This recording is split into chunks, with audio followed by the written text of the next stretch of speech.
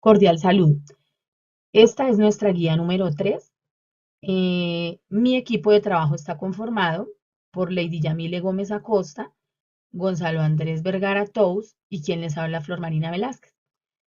Esta guía número 3 vamos a tratar temas referentes a los estados de flujos de efectivo y del cambio de estados en el patrimonio y las revelaciones respectivamente. En esta ocasión les voy a hablar sobre el estado de flujos de efectivo. El estado de flujos de efectivo es uno de los estados financieros básicos como tal desde 1994, según el Consejo de Normas Internacionales de Contabilidad. El flujo de efectivo es uno de los estados financieros más complejos de realizar y que exige un conocimiento profundo de la contabilidad de la empresa para poderlo desarrollar y a su vez es una herramienta elemental para el análisis financiero. Según el Consejo Técnico de la Contaduría, se entiende que el flujo de efectivo es un estado financiero básico que muestra el efectivo generado y utilizado en las actividades de operación, inversión y financiación. Para el efecto debe determinarse el cambio en las diferentes partidas del balance general que inciden en el efectivo. El objetivo del flujo de efectivo es básicamente determinar la capacidad de la empresa para generar efectivo, con el cual pueda cumplir con sus obligaciones y con sus proyectos de inversión y expansión. Adicionalmente, el flujo de efectivo permite hacer un estudio o análisis de cada una de las partidas con incidencia en la generación de efectivo. Datos que pueden ser de gran utilidad para el diseño de políticas y estrategias encaminadas a realizar una utilización de los recursos de la empresa de forma más eficiente.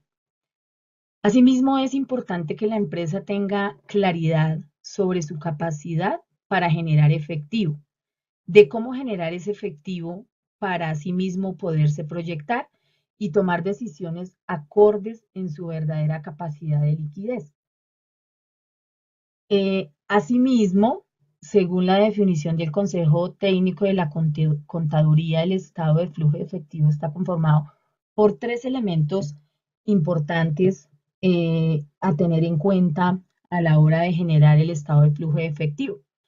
Estos tres elementos importantes son las actividades de operación, las actividades de inversión y las actividades de financiación. El objetivo de esta norma es requerir el instrumento de información sobre los cambios históricos en el efectivo y equivalente al efectivo de una entidad mediante un estado de flujos de efectivo en el que los flujos de fondos del periodo se clasifiquen según que procedan las actividades de operación, de inversión y de financiación. La entidad debe informar acerca de los flujos de efectivo de las operaciones utilizando uno de los dos métodos que existen en este momento, como son método directo y método indirecto. Para tener en cuenta a la hora en la información sobre los flujos de efectivo y sobre las actividades de inversión y financiación, la entidad debe informar por separado sobre las principales categorías de cobros y pagos, eh, de cobros y pagos brutos procedentes de actividades de inversión y financiación, excepto por lo que se refiere a los flujos de efectivo descritos en los párrafos 22 y 24, según la norma, que pueden ser incluidos en términos netos.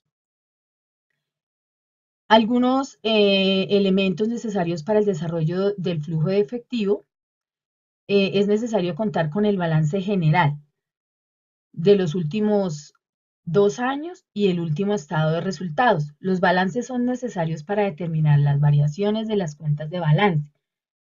Asimismo, es esencial contar también con las notas a los estados financieros en donde consten ciertas operaciones en que hayan implicado la entrada o salida de efectivo o de partidas que no tienen efecto alguno en el efectivo como tal. Estado de cambios en el patrimonio. El estado de cambios en el patrimonio es un estado financiero básico que muestra y explica la variación de cada una de las cuentas del patrimonio. de un ente económico de un periodo determinado, también conocido como el estado financiero, que muestra las variaciones en términos de aumentos y disminuciones de las cuentas del patrimonio.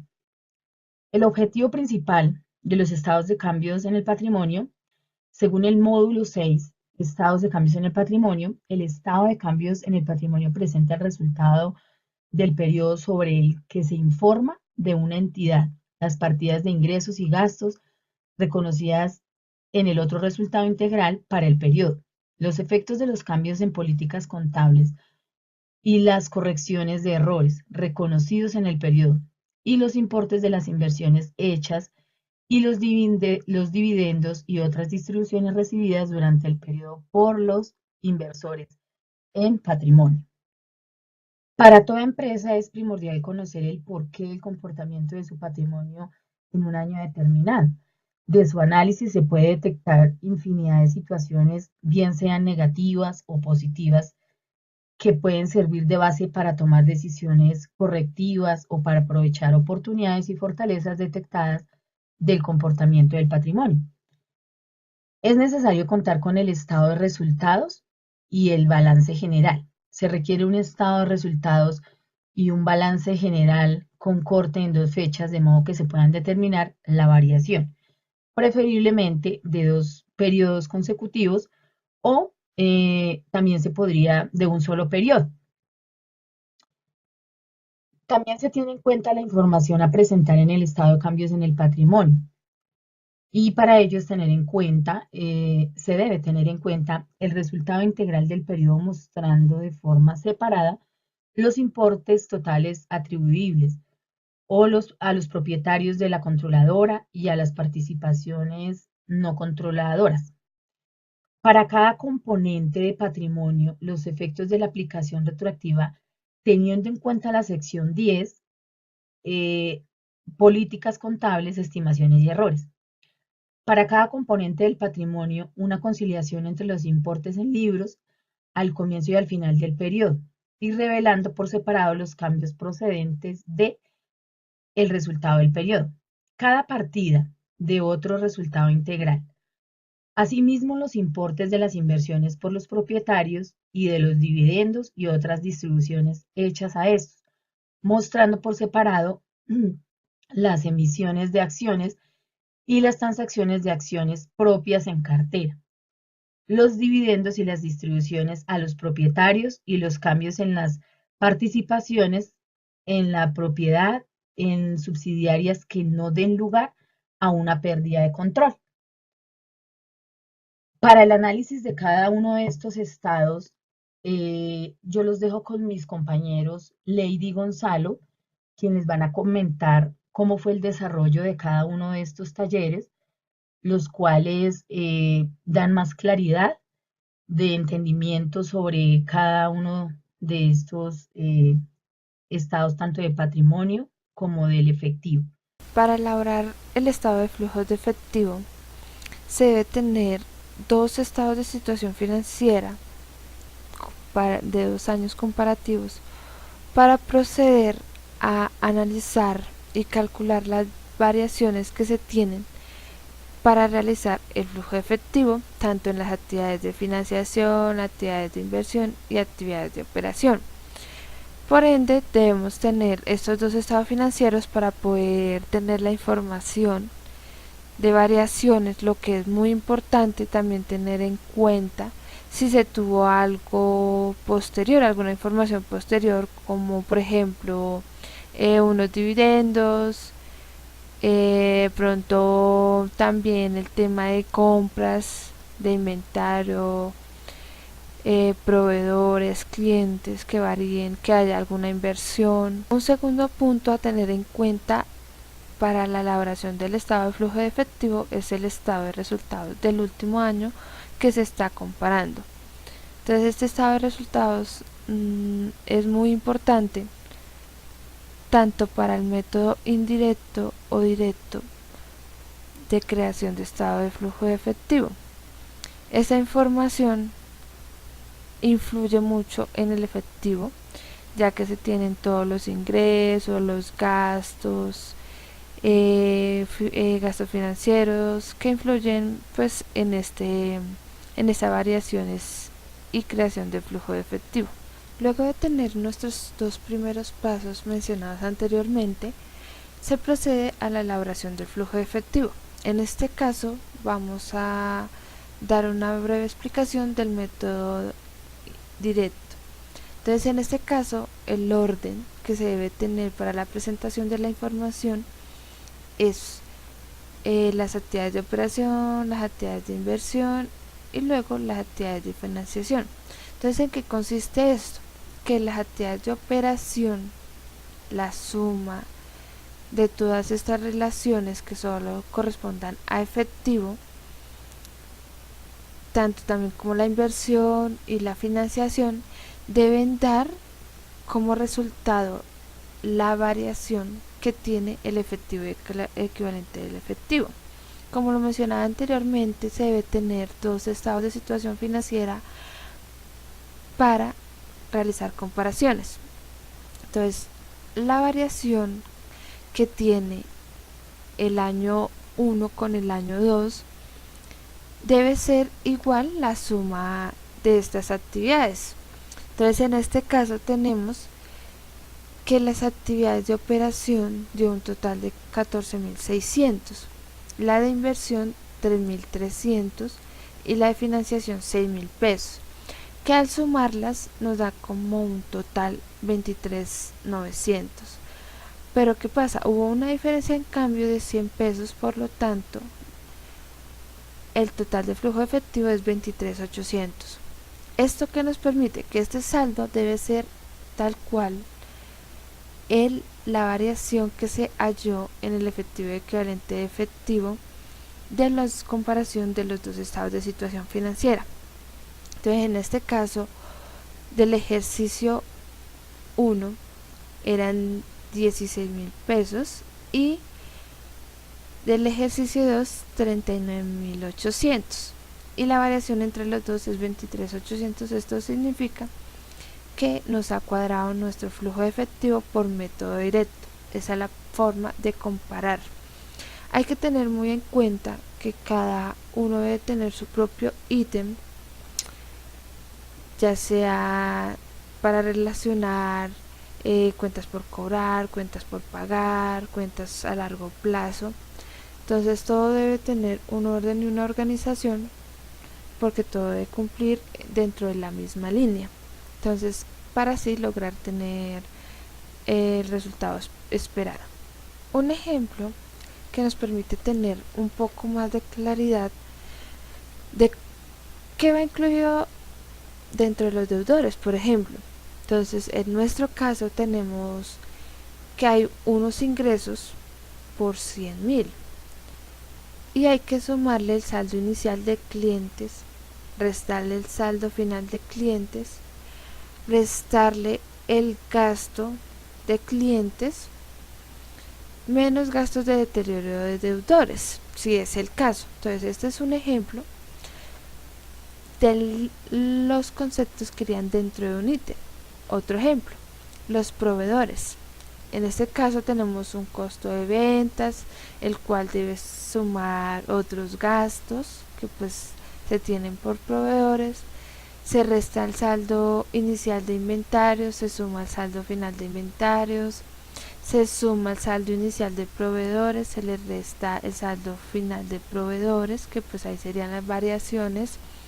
Se suma el saldo final de anticipos a inventarios, menos el saldo inicial de anticipos a inventarios, y menos ingresos por descuento de proveedores. Entonces, y así se tiene un solo total que sería dentro de la línea de proveedores para que sea más entendible al momento de presentar esta información de flujo de efectivo. Por otra parte, el método indirecto siempre inicia por la utilidad del ejercicio. Entonces, en esta primera parte tenemos el método indirecto. Entonces, en la actividad de operación se muestra que inicia por la utilidad y ahí empieza a desglosar Las partidas, por ejemplo, que no tienen un efecto en el efectivo, como la depreciación, la amortización, ingresos por recuperaciones, si es el caso. Y las variaciones, pues ya sea el incremento de obligaciones laborales, incremento en impuestos por pagar, incrementos en cuentas por pagar, disminución de inventarios, incrementos de cuentas por cobrar, todo esto que afecte la parte de la actividad operacional de la empresa.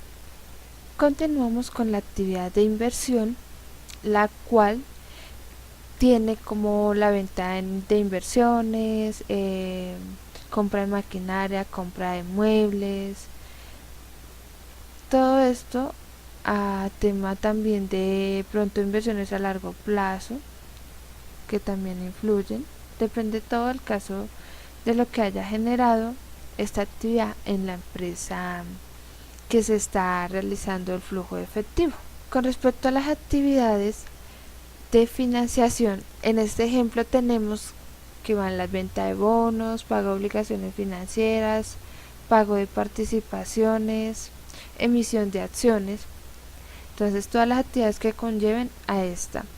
Hay que tener en cuenta que este método de flujo de efectivo por indirecto tiene la misma dinámica que el directo, que al sumar las actividades de operación, financiación e inversión deben dar tal cual la variación que se tuvo de los estados financieros comparativos de los año 1 y año 2. Entonces, así es la forma de comparar y verificar que realmente este flujo de efectivo se encuentra bien. La elaboración del flujo de efectivo, como tiene dos métodos, que es el directo e indirecto, como lo nombrábamos anteriormente, podemos destacar que la única diferencia entre estos dos métodos es en la presentación de las actividades de operación, ya que la inversión y la financiación deben presentarse de igual forma. ¿Por qué? Porque el método indirecto inicia presentando el resultado del ejercicio, ya sea ganancia o pérdida, y pues posterior a esto muestra unas partidas que no son monetariamente, no afectan el efectivo de la empresa, como lo son las provisiones, las depreciaciones, entre otras. En cambio, el método directo es un poco más a la información que afecta directamente el efectivo, y esta información es más útil para estimaciones de flujos de efectivo futuros. Según la NIP 7, en el parágrafo 19, nos aconseja que es más claro, preciso, utilizar el método directo. Pero pues eso no implica en que no se puede utilizar el método indirecto, es válido, pero la recomendación por temas de información, de toma de decisiones, de análisis, es mejor el método indirecto. Sí, siguiendo con las intervenciones de mis compañeras, continuamos explicando otro de los estados financieros de gran importancia, como es el estado de cambios en el patrimonio. Para esta actividad seleccionamos la empresa constructora líder de Colombia, que es una empresa de la ciudad de Barranquilla que se dedica, como su nombre lo indica, a la construcción de proyectos inmobiliarios. Esta empresa nace en el año 2007 con una visión de sus socios, pensando en el crecimiento de la ciudad de Barranquilla, y estableció proyectos inmobiliarios que la han permitido estar como una de las empresas con los proyectos más innovadores de la ciudad, con diseños exclusivos y únicos.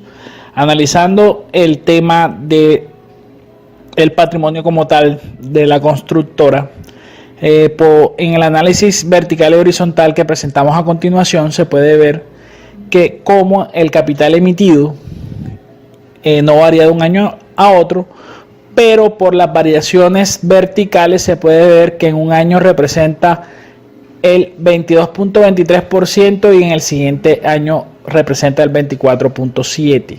Las otras reservas tampoco presentan ninguna variación de un año a otro, también cambian en el porcentaje sobre el cual participan en el total de patrimonio, podemos ver de un excelente año en el 2017 con una ganancia o utilidad del periodo de 2.112 millones de pesos, que representan el 26.83% del total del patrimonio en el año 2017, y pues pasa en el siguiente año pues a no tener utilidad, sino una pérdida que hace que disminuya el patrimonio total de la empresa en un 10,01%. Y podemos ver cómo las ganancias acumuladas que venían del 2017 aumentan las ganancias acumuladas en el 2018, pero si siguen estos resultados negativos, lo que se va a ver es que la pérdida del periodo de 788 millones en el siguiente año va a disminuir esta ganancia del periodo acumuladas, y por ende, si no hay utilidad, va a volver a pasar el mismo fenómeno, que el patrimonio va a seguir disminuyendo. Es bastante interesante de que no vemos en este estado de cambios del patrimonio que presentamos a continuación, no vemos que hay repartición de dividendos y tampoco nuevos aportes de capital. Se ha mantenido el capital, aunque es un capital importante. Las otras reservas no se han incrementado, y las ganancias del periodo, pues vemos cómo se hace un traslado del año 2017 al año 2018, y las pérdidas del ejercicio del año 2018 hace que el patrimonio total de la compañía constructora líder de Colombia disminuya un 10,01%, lo que se tiene que revisar cuidadosamente con la administración, teniendo en cuenta que la razón principal, la cual le preguntamos al gerente de la empresa, se debe a que en el 2017 terminaron su proyecto inmobiliario, terminaron de escriturar todas las casas, en este caso a todos los compradores, y en el caso de las constructoras los ingresos se ven reflejados cuando se escrituran las casas y se hace la promesa de compra-venta y se hace ante las notarías. Con estas compra y venta es que se generan el registro de las ventas en la constructora. En el año 2018 nos dice que el proyecto inmobiliario que tiene en este momento se encuentra en construcción, y por ende hasta que no terminen el proyecto y escrituren estas nuevas unidades inmobiliarias no van a tener pérdidas, por lo cual las ganancias acumuladas se verán disminuyendo en el monto que se refleje de pérdidas, en este caso en el año que se encuentra corriendo, y cuando ya se escrituren pues se va a poder revertir los resultados de la constructora. Se puede ver que las principales variaciones que se presentaron se dieron en el tema de la pérdida operacional. Vemos como en las notas, se hicieron las notas de la constructora, donde se explicaron cada una de las cuentas, cada uno de los elementos de todas las cuentas, y lo más importante, se tuvo en cuenta cómo participa el patrimonio emitido por la compañía y cómo está conformado el capital social, el cual nos explican que son 1.700 cuotas por valor nominal de 1 millón de pesos cada una, debidamente registradas según las normas de contabilidad colombianas. Para analizar el análisis horizontal y vertical que les explicaba ahorita, podemos ver, como ya se dijo, que la disminución patrimonial es del 10,101%. Las ventas importantes que venía presentando la constructora y los resultados del ejercicio eran importantes, pero debido a lo presentado, pues obviamente no se pudo seguir teniendo estos resultados por la finalización del proyecto inmobiliario. Las ganancias acumuladas es importante, como ya representan el 49.92% del total del patrimonio, una cifra bastante importante. Y como ya se mencionó, hay que revisar pues la gerencia debe revisar que estos resultados no se sigan presentando. Como conclusiones de este proyecto, hay que analizar bien un estado de cambios en el patrimonio. El patrimonio es lo que los socios aportan a la sociedad para hacer para que sea esta rentable y se les retribuya todos estos aportes que ellos están haciendo con la utilidad esperada según la inversión que han realizado. Cada uno de los aportes que hacen los accionistas o socios de una sociedad o de una empresa es para recibir las ganancias esperadas, y nunca es atractivo ver que en un periodo se tengan pérdidas del ejercicio. También de igual forma, con todo lo comentado por las compañeras, el flujo de efectivo, tanto por el método directo como por el método indirecto, es de vital importancia conocerlo nosotros como futuros contadores. Se le tiene que perder el miedo a que le tenemos o que le tienen los contadores en general en las empresas a elaborar un flujo efectivo. Como contadores se debe conocer cada una de las variaciones presentadas en las cuentas de la empresa, y tanto como el método directo como en el indirecto se debe saber el efectivo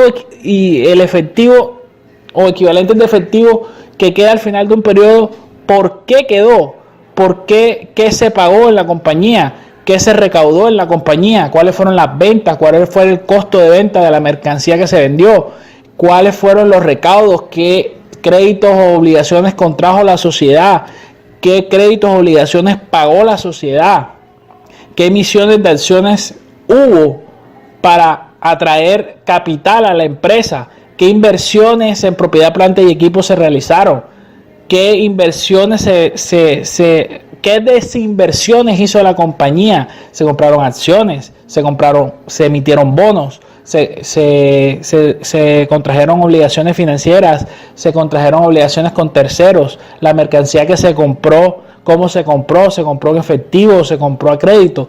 Cada uno de estos elementos y componentes de un flujo de efectivo tienen que estar claros. Se le tiene que proporcionar a la administración de la empresa toda la información de cómo fue el flujo de efectivo, cómo entró, qué salió y qué quedó en la compañía.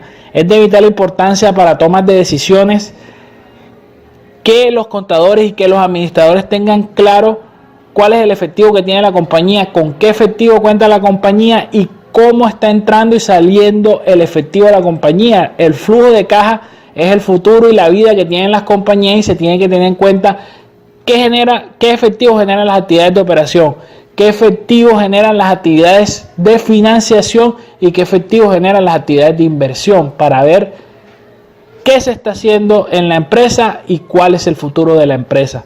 Muchas gracias, espero que toda la información brindada sea útil para todos. Hasta luego.